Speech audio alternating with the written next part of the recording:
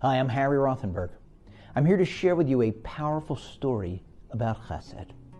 In my profession, I represent people who are injured in horrific accidents, people who have lost limbs, families who have lost loved ones.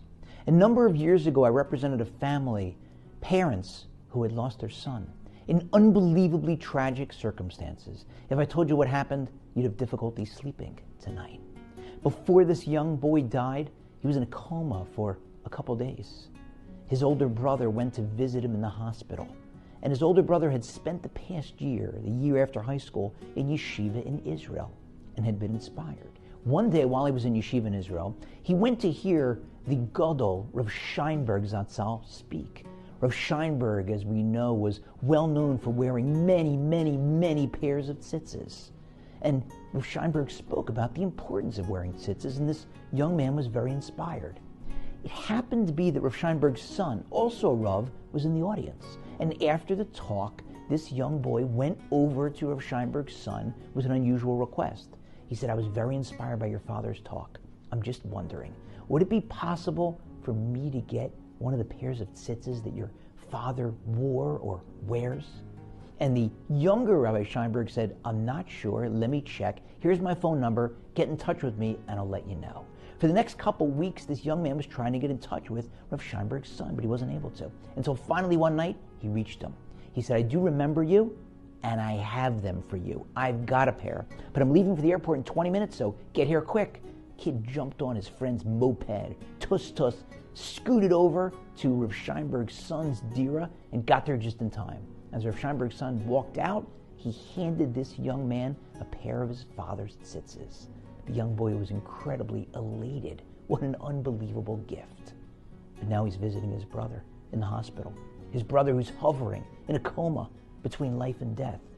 And he makes a decision. He says, "I want to give those tzitzis to my brother. I want to put them on him. Maybe they'll have a schus. Maybe they'll give him some miraculous recovery." And so he puts the tzitzis on his brother. But later, the next day, the doctors tell the family, "We're losing him. His vitals are going. It's time to say goodbye. He's going to pass away." There was a rabbi there at the time who called the older brother aside and he said, "I need to teach you a law. I doubt you know this. If someone passes away and they're wearing tzitzis, we don't take them off of him. I know what you did. I know you gave that pair of tzitzis to your brother so that he can wear them in the hope that he would recover. But now, unfortunately, God has made his decision, and your brother's not going to recover. So I want you to go into his room and take the tzitzis off of him, replace them with his original pair, and he'll be buried in those." And this older brother was pained. What a difficult thing to do, and what a difficult decision. But he stilled himself, and he said, "No, I want my brother to keep those tzitzis, and I want him to be buried in Rav Scheinberg's tzitzis." And so he left them on, and his brother was buried in them. The family was then sitting Shiva. And from the first moments of Shiva, they decided that we are going to popularize the mitzvah of tzitzis in the schus of our lost son and brother. And so they asked for donations, and they asked for a company to start preparing tzitzis in honor of this young boy who had lost his life, and they started giving them away, even during the Shiva to people who visited. And eventually they gave away dozens of pairs, and then hundreds of pairs. And while they were sitting Shiva, there was suddenly a commotion. And they turned and they saw that there was a very important guest at the Shiva house. It was Rav Scheinberg's son. He came in, and he went over to the older brother, and he said, "I remember you, and I heard the story, and I'm here to offer my condolences. And I also heard about what your family has started to do by giving away tzitzis." And he gave this young man a package with another pair of Rav Scheinberg's tzitzis. Don't ever let anyone try to convince you that there's any truth to that famous phrase, "No good deed goes unpunished."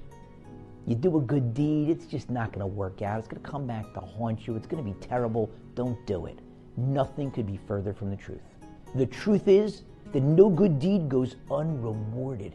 God records every good deed that you do, and he makes sure that you get paid in full and in kind, in this world and in the next. You do a good deed, you pay it forward, you'll convince others to do as well, and the rewards that come back to you will be infinite immeasurable, lasts not just your lifetime here, but for eternity.